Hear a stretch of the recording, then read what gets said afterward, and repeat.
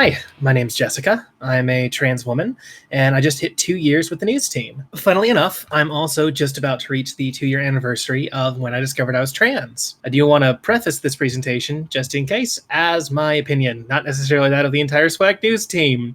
I tried to keep soapboxing to a minimum, but it's hard to stay objective when you are part of the subject matter. So, who are trans people? Trans people make up anywhere from 1.3 to 2.3 million Americans. Though I should clarify, this doesn't include anyone who identifies as non-binary or some other gender. What up? Trans people have all... Please, rustling Max, around. Shut your non-binary ass up with the crinkling. Eating chips. I'm trying to listen to the presentation. I got doughballs. Does anyone want doughballs? Trans people have always existed. We have records going back over 7,000 years of people who have dressed, acted, and referred to themselves in ways that didn't line up with their assigned genders at birth. From androgynous priests of Iana, the Sumerian goddess, to several Greeks in the classical era, to cultures in the Americas and Asia who had multiple recognized genders. In short, this isn't some new fad, it isn't just a feeling, and no matter what people do, we will always exist in some way. Now, let's get into the part that really made my jaw drop while researching this presentation.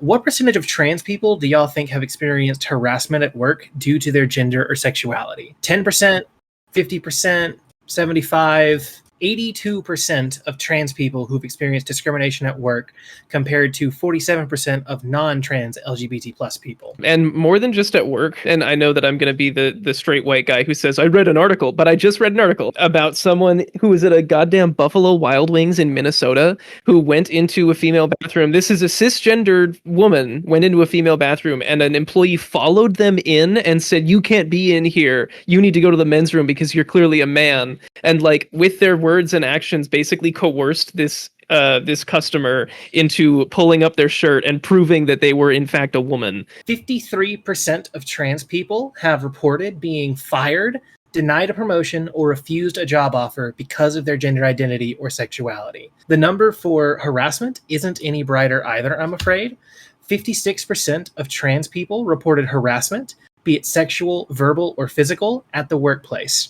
I, in a single year, have accrued 7 customer reviews explicitly calling me out as being dressed, quote, inappropriately, wrongly, and even once received a customer review which stated, we will not be shopping at the city I live in's company I work for ever again. And under the why did you rate us like this, they simply answered, and this is an exact quote, the trans help. As messed up as that is, it doesn't directly harm anyone, though it does hurt my entire store staff indirectly, since reviews do matter. But what is a lot more harmful, and even dangerous, is when a grown-ass man with 2 small children came into my store and started screaming in my face. The man was immediately hostile with me, making demands as if I was some sort of subhuman program or something. But about the 4th time he called me sir, mind you, I was in a calf-length flowy dress, full makeup, I have shoulder-length hair, and I had on jewelry. What happened next was, I kid you not, a full-blown Category 5, Karen with a capital K, meltdown in the middle of my store, riddled with profanity, slurs, and insults to both me personally and everyone who worked there. He refused to leave when I asked him to, even though I'm on the management team, and he even initially refused to leave when the store manager told him to. I was sincerely starting to worry that he would become physical with myself or the manager, and started to put distance between us just in case he tried to attack me. I stopped and looked him in the eye and simply said, sir, you do realize you're dropping F-bombs in front of your small children, right? He angrily replied back, yeah, well, it's not as bad as what you're doing. Let's move on to money and financial opportunities. After all, in the capitalist hellscape we live in, money is unfortunately what makes the world go round. 60% of trans people make less than $50,000 per year, compared to only 32% of the general population in the US. But Jessica, $50,000 a year is a wild amount of money. That's so much. Well, yeah, maybe if you're living in a deeply rural, isolated town like where I grew up. But those are the exact places that are the most hostile to trans people existing. The first experience I ever had with a trans person was finding out that one of the kids in my youth group at church, quote, kept thinking they're a girl for some reason, and the entire church condemning the family, her friends, cutting them off, and there were even threats made against her and her family. But even in a fairly low cost of living state, $50,000 a year, and keep in mind that they make less than that, can barely keep you in a one-bed, one-bath apartment with groceries that are slightly better than what I ate in college. I was just going to reference there that the poverty line in the United States is about $42,000 a year. Well, funny that you should mention that. 29% of trans people live below the poverty line, compared to only 14% of people in the general population. And for Latinx people, the number is as high as 41%. If you are unlucky enough to be a minority race who is also trans, congratulations, you're fucked. Trans people are more likely to be homeless, and homelessness is being criminalized at an alarming rate. Whether it's loitering charges, littering, unauthorized camping, or even just reports of, quote, suspicious activity, homeless people are treated as automatically criminal unless they can prove that they aren't, and trans people are more likely to be homeless. That in and of itself makes trans people more harmed by anti-homelessness measures. I wrote this the day before Trump sent troops into DC to remove homeless people. Holy shit, I couldn't have planned that better. Trans people are also being arrested for using the bathroom, much like I mentioned earlier. A young trans woman by the name of Marcy Redgan went to the bathroom in a Florida courthouse only to be pulled out by police and thrown in jail for violating a law that mandates that people use the bathroom based off the gender they were assigned at birth. I'm going to show you a few pictures, and I want you to tell me which bathroom you think this person should use based off these draconian gender enforcement laws. Okay, so A or B, men's room or ladies' room? He's giving a lot of like garden gnome energy. Yeah, that's a dude. And the answer is in fact B, the ladies' room. That's right. Per Florida state law, the bald, bearded, burly man you're looking at would be forced to use the ladies' room. And now for contestant number 2. Let's have a look. A, 100%. Jesus, that was fast. I know this person. I told you I was ready. I'm ready. I'm ready. I'm going. We're going down. We're doing this. The correct answer is, in fact, A. That's right. Per Florida state legislator, they would have this beautiful young woman using the men's room instead. A moral panic with murderous intent. For anyone that might not know, I am very much on the far left politically, if that wasn't obvious enough from this presentation. But I wasn't always like that. In fact, I used to be a self-identified libertarian and was raised by Tea Party Republicans.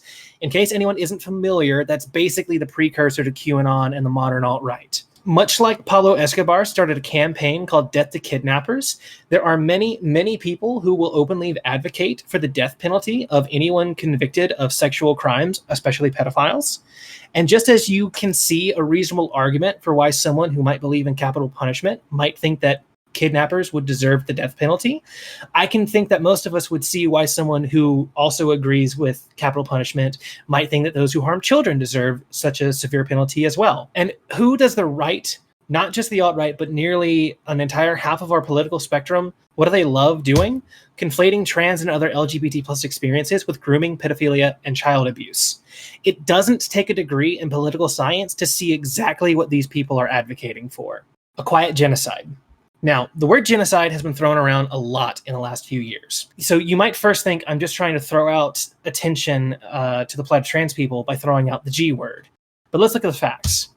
If lack of access to a particular resource or service would result in your death and your government blocks access to it, that's genocide. That's a direct quote from the History Wizard, a person on Instagram who has a master's degree in Holocaust and genocide studies. So what resources or services are being denied that would lead to such a claim? Well, RFK Jr., the head of the Department of Health and Human Services, stated last year that he opposed gender-affirming care for minors. That's the man who decides what we can and can't eat, drink, what our therapists and psychologists can and can't do, what procedures we can and can't have, etc. Also, just last month, Trump defunded the National LGBT plus Youth Suicide Prevention Hotline.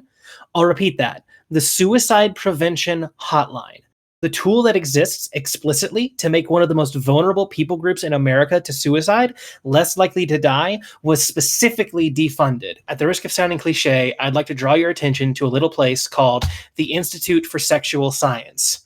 The Institute was a German research site for gender and sexual studies and was a leader in gender-affirming care. What happened to this wonderful place of knowledge? It was burned.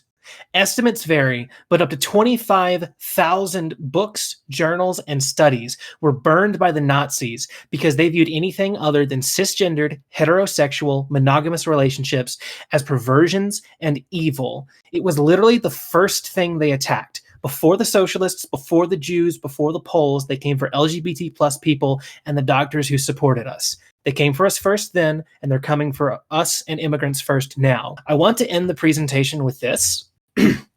First, they came for the communists, and I did not speak out because I was not a communist. Then they came for the socialists, and I did not speak out because I was not a socialist. Then they came for the trade unionists, and I did not speak out because I was not a trade unionist. Then they came for the Jews, and I did not speak out because I was not a Jew. And then they came for me, and there was no one left to speak out for me. Thank you, Jesse, for presenting about this. I do recognize that it probably was not the easiest thing in the world to sit down and write, what do you say, 12,000 words about it? 16,000 characters, and it is 42 slides. What if it's me looking down on me?